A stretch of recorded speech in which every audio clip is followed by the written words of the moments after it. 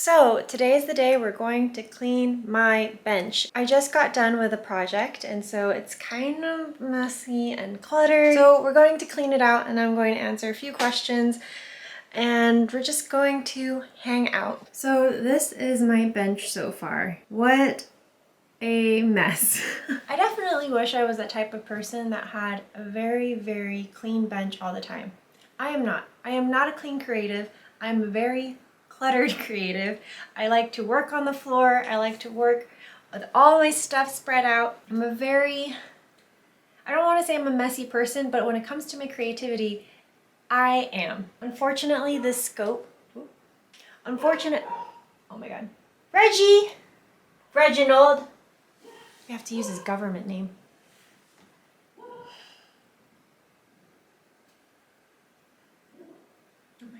Let's answer these questions and start cleaning our bed.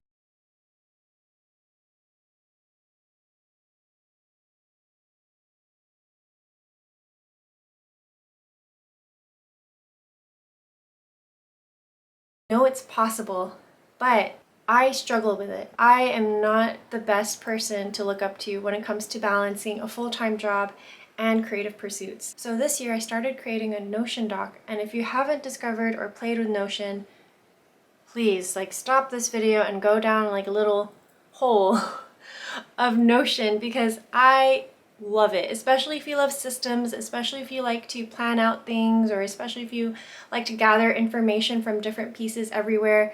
Notion is great in organizing all of those thoughts. So I started a Notion where I map out the different creative pursuits and projects that I want to release this year, especially collections. We'll see. I'll revisit this. This is my first year testing this kind of strategy out. One of these days I'll have a rhyme and reason to this, but currently I do not. Wait, I have an idea. So what if there's this segment, instead of what's in my purse, it's what's in the dustpan of my jewelry bench. It's going to be very humbling. Please don't judge me, or do. That's totally fine. It's not pretty. Let's go.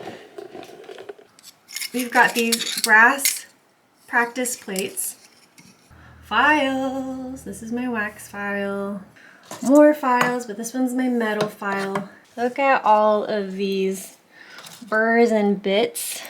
Oh, my burrs and bits. I'm actually surprised there's not more. This goes into my GRS ring holder. I really might need to make sure I don't lose these. Putting that away. All right, then I've got an awl. Technically, I actually bought this for bookbinding, and then my dog thought it was a toy. But I actually like using it in metalworking for different things, so that's why it's on this bench. Ring sizer. GRS ID ring holder instructions. Different types of sandpaper. I have a lot of these. I like to just rip them out and use them. I just need to figure out a good way to organize these. Today's not that day. More brass plates. Be sure whenever you're holding these that you don't cut yourself, because there are some little burrs and little sharp points, but this was me figuring out how to do a fan. Super cute. Once I get that down, I'm gonna be unstoppable. This brush, I am definitely going to use this. This Pro Cut. Look how gnarly it looks. This has lasted me maybe 5 years. It's insane. Green compound. Pink CZs. I used these to practice some stone setting. This guy helps me reshape some different burrs and bits. Oh look, I did find another little burr bit thing. Oh my God. This is 18 karat gold. I have got to make sure that I don't lose this. Beeswax. Fun fact, you can use beeswax to pick up stones. You just need to warm it up in your hand beforehand. More sandpaper. It's like the sandpaper that keeps on giving. Look at that. Reusable napkin towel that someone gave me. Abrasive blocks. I think they're used for nails, but they're really great for metal too. I have a couple of them. I really need to make sure I don't lose them. Dentist tool. And look at that. Ta-da! So now we've got that all cleaned out. So I'm just going to brush everything towards the center. And then I just put this in a jar because there could be gold in there. Don't throw it away. Gold. Potentially.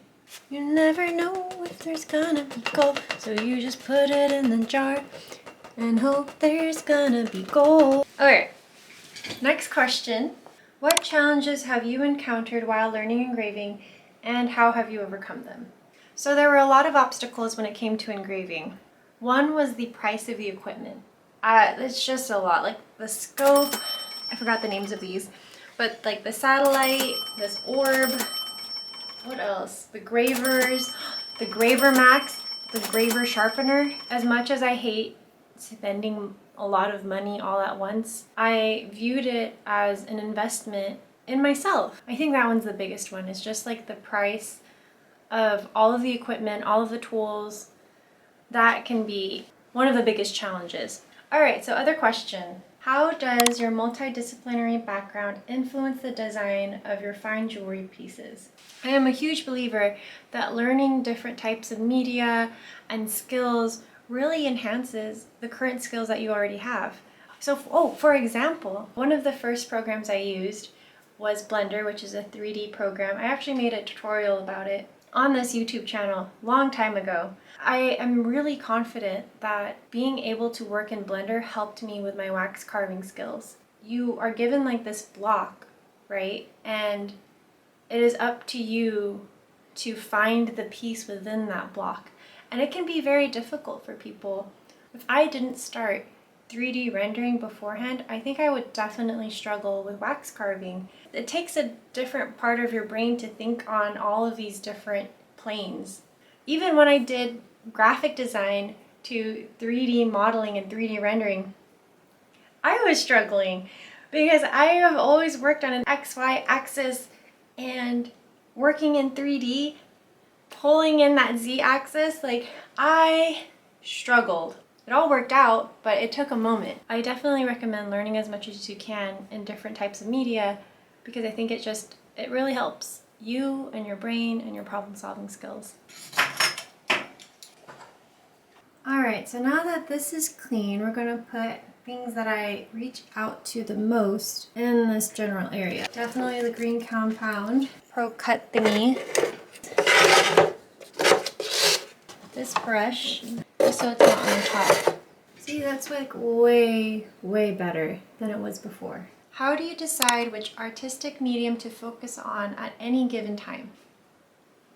So something that I definitely struggled with is like finding a niche. Like I can't imagine only doing one thing, like only doing graphic design, only knitting, only crocheting. Like you get the point. Like I would be so sad if that was my life. But the only downfall to all of that is, and what I've done in the past, is sometimes I pick up one craft or one skill set and I get to a certain point and then I drop it. And then I get to another skill set and I do it and then I drop it. So what I like to do is choose one or two categories that you just really want to get better at. And for me, that's graphic design and making jewelry. Like everything else is supplemental, additional.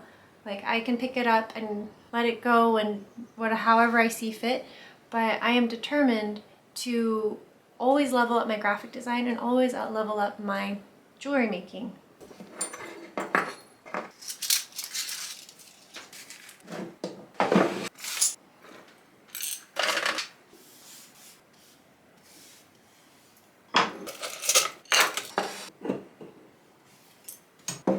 Okay, next question. Where do you get your inspiration? So, I used to get my inspiration from Pinterest, but I found when I refer to Pinterest a lot, I find myself in like this inspiration bubble. I find that my work tends to look like other people's works, because we're all getting inspiration from the same place. I was just creating something that already existed in the world. Bound to happen, that's how ideas work, but I didn't want to subscribe to that type of idea bubble anymore, or that inspiration bubble. So one of my favorite places to find inspiration is just not online. Going into shops, walking around in nature, books even. I have a few books that I like to collect whenever I'm in thrift stores.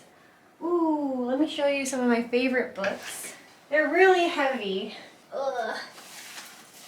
You've got The Great Book of Jewels. What do you call it? A Love Letter to Copenhagen. Target design. The Pictorial Encyclopedia of Fashion. Look at that. Look at all those drawings. You could get so many jewelry ideas from these pictures. The Handbook of Ornament. I think this one's also a great one. Great thing to have, especially for engraving. Look at that. You know? My bench looks already so much better. I'm not going for a deep clean, just like a good weekly tidy to just start the week right. I'm thinking of making this a quarterly thing where I answer questions while I clean my bench. And so if you have any questions of your own that weren't answered in today's video, let me know and I'll add it to the next one.